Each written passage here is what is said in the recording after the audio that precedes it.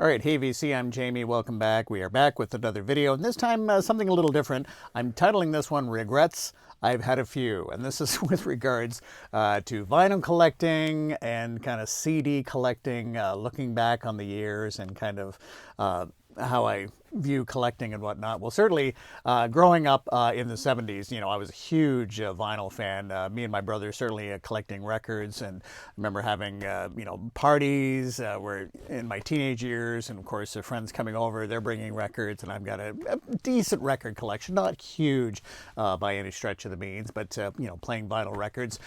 So that's through the 70s, and then, of course, in the 80s, we're getting CDs coming in, and initially, I was a little reluctant about CDs. I was not an early believer of CDs. I was still holding on to vinyl. But then it just seemed like you couldn't really avoid the wave of CDs as vinyl was getting even harder to find. And it seemed like at the time some of the pressings of vinyl sort of in the early to mid 80s, the quality just didn't seem quite as good in terms of the pressings and whatnot, and with CDs coming in.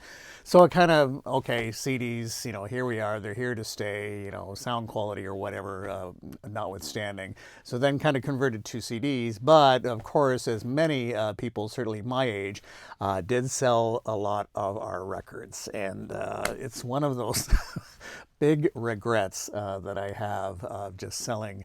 Again, I didn't have a huge collection, but I still think about it, not every day, but it certainly, I think about it all the time. Why did I sell my vinyl? Why did I sell my records? But it was, it certainly wasn't unique. I wasn't alone.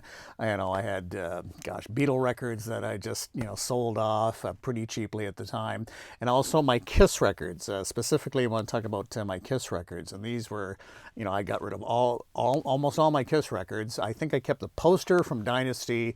I think that was about it, but I sold all my Kiss records. And even when I'm at record shows locally in my area, people that know me come up to me and say, you still got all your old Kiss records, right? Like, no, I don't. And of course, now with vinyl collecting, getting some of those old albums again, especially some of the reissues, which leads me to this. So these were a couple of Kiss records that I've picked up fairly recently. Interestingly, these were not by any stretch my favorite Kiss albums. I certainly remember them growing up, and it's just nice to have them back into the collection. This one is Kiss Unmasked, and this was from 1980, and I certainly remember when this came out, and this was, for me, when Kiss went a little bit too pop. I mean, for a lot of people, it was Dynasty, sort of with that whole disco feel with I Was Made for Loving You. But for me, this is when I thought, okay, they're really kind of going pop. Because to me, the song Shandy, the Paul Stanley song, which apparently was a big hit on Australia, when I heard that, I thought, wow, this is getting really pop. And I found the production on this album overall as they really hold back the guitars. Now, having said that, there are still some good songs on here. The lead-off track Is That You? Not written by the band, written by a Gerard McMahon. Is a pretty good track. And then, again, Gene Simmons with the song Naked Cities, not too bad. Ace Frehley with Talk to Me.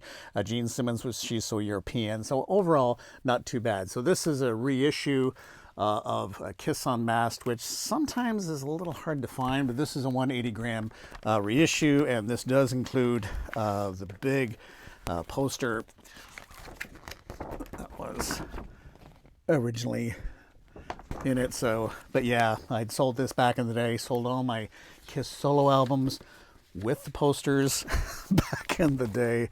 So it's just coming across this and now paying maybe a little bit more today than I would have paid back then, but I suppose it's all relative. And another album. So then when Kiss Unmasked came out, so this was 1980, and I'm thinking, okay, I don't know, is it time to maybe, I don't know, not jump off the bandwagon per se, but just my allegiance is faltering, shall we say, a little bit. But then this album came out, and this is Kiss the Elder. Again, certainly for many people, not a favorite Kiss album. And when this came out, I thought the cover looks pretty cool and everything like that. So this came out in 1981, Music from the Elder, a movie that never got made, produced by Bob Ezrin. So I think certainly Kiss was looking to replicate the Destroyer success with something like this. But wow, this album, again, it comes up short. There's just nothing really, like Destroyer still got some great rockin' songs on there, but there's nothing on this that really gets going. Again, however, saying that, there are some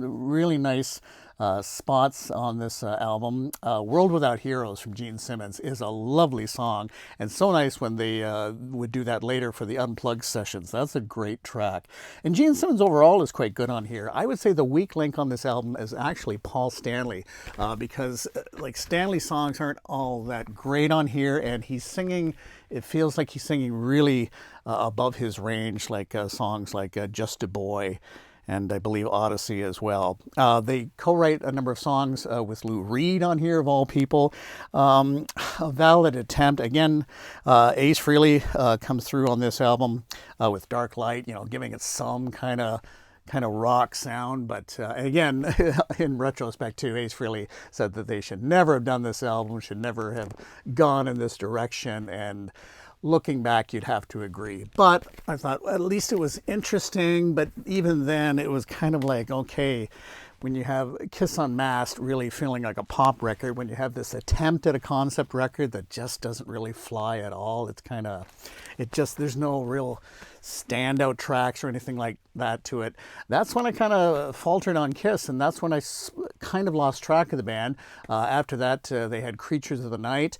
And then Lick It Up came out, and that was the first album, of course, I believe 1983, where that was finally the first album where they were completely unmasked, unlike this cartoonish cover where they pretend to be unmasked here. And then I could never understand why Kiss would allow that at the end. I still think they stink. It's like, I mean, it's all tongue-in-cheek, sort of, if you will. But and then sort of Kiss Lick It Up came out, and I still think that's a decent album. And that one was kind of, okay, Lick It Up is kind of, they're getting back, to rockin' here. And again, but then after that, I just kind of lost track of them. Didn't really keep up with them through their, unmasked stage through the 80s and early 90s.